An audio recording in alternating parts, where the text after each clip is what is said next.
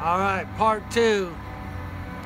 Part two, we're going to talk a little more about our interactions with Simon. Part one covered his history, his background. I'd like to just talk about Simon, but I can just talk about the Simon that I knew. I only knew him the last 22 years of his life. So I guess part two is going to start with the band Conquer Worm. So in the early 90s, a band was formed, a super group of sorts. Consisted of the Whiskey Rebel, Phil Irwin of Rancid Vat, Jeff Clayton from Anti-Scene, Pig Champion from Poison Idea played in the band for a little while, Shoopy on guitar, and the drummer, the name escapes me at the present moment, but he was great too. I know that live Barry Hannibal played with them. Anyway, so mid-90s the group was formed, and keep in mind this was before digital recording and all that kind of stuff. Everything was recorded on big, huge tapes. Cost about $350 for about 20 minutes of tape. That's just the tape, not the recording time, okay? So these guys all lived in different parts of the country. Most of the group was living in Oregon, around the Portland area. You know, Jeff Clayton was over there in North Carolina at the time. So they did it anyways. They had to box up these tapes and ship them across the country a few different times, but they got this whole thing together and they made an excellent album. I mean, it is one of the best albums ever made. Get your hands on it. The band is called Conquer Worm. Band's doing all Simon Stokes songs. Now that's great. I was exposed to this album in '97 after Hammerlock played a show in San Francisco with Rancid Vat. Whiskey Rebel insisted that I hear this album, and he said, "I know you're gonna like it," and he was right. He turned me on to a lot of stuff I loved, and that was one of them. But let me go back a little. Before I was introduced to him, this is something people should ask Clayton about, but somehow Simon Stokes heard about this band Conquer Worm that was playing all of his songs. And I don't know the history behind it. All I know is that the COS Super Show in 1997 in Lawrence, Kansas, Simon Stokes, who was living in Southern California, showed up to the middle of a fucking cornfield to perform with these guys. I don't know how it came about, but it doesn't matter. That's amazing. You know, Conquer Worm was popular in the underground, but they weren't really the big hit of the day. But Simon heard about it, and he took interest, and he made it out to Lawrence, Kansas. He performed with them. There's footage right now of that show, and you can see Jeff Clayton in the back just with a shit-eating grin. He's just sitting in the back of the stage letting Simon sing his songs, and he just seems so proud. I can't imagine what it was like for those guys to have the guy who they made a band doing his songs, and he's there singing them.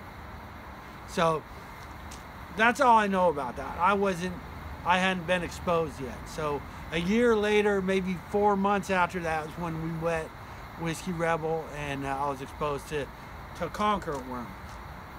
So about a year later, Hammerlock's headed to South by Southwest to play the Man's Ruin Super Show, big thing there in Austin.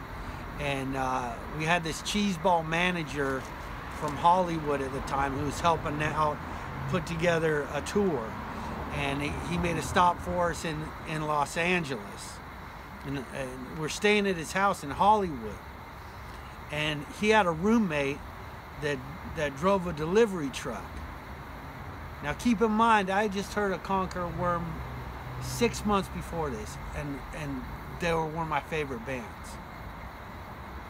And that's when I first fell in love with Simon Stokes music. So we're sleeping on our manager's floor.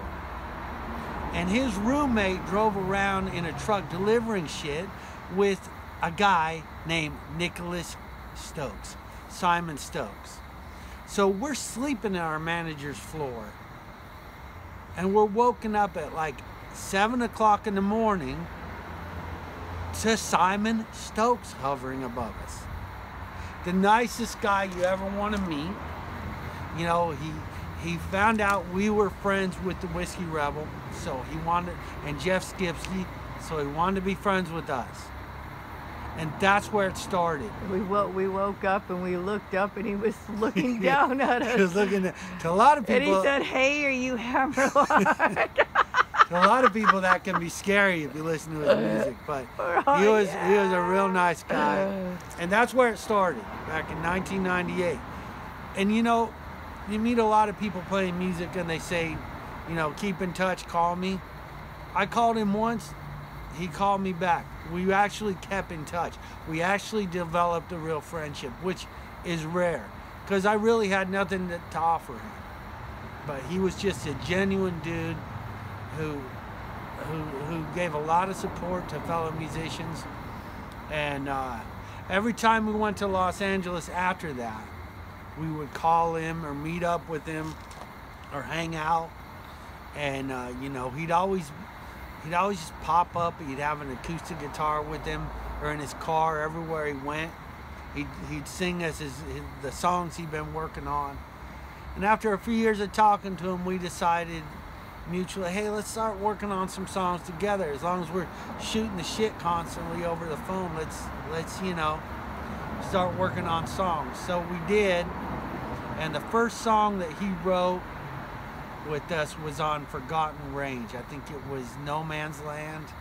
He helped with Living on Retreads, but more than that, he talked to me about writing songs a lot.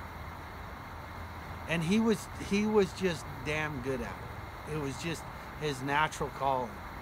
And I learned, you know, I gave him credit for that whole album, even though there's only a couple songs where we did it together. But just the things I learned from him, I had to give him credit.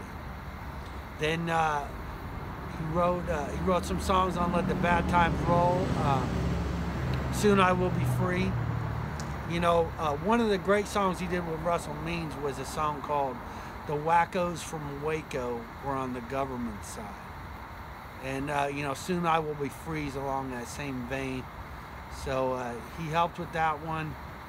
And, you know, finally, you know, we talked about different things. And, you know, he was old school. We didn't agree with everything politically. But he used to tell me, I may not agree with what you say, but I'll fight for your right to say it to the death. He was old school. That's the way people used to be. And it didn't matter that we saw things differently, because the one thing we saw the same was we believed in freedom. And we believed in free speech. He told me the Black Whip Drill Band album was one of the first albums to be banned in the United States of America back in the 70s. So he understood how bad censorship was. He understood that people should have the right to express themselves in every facet of America, but particularly with art and music. And even though I don't agree with everything he said, and he don't agree with everything I believed, we agree that we're both free people that can say whatever we believe.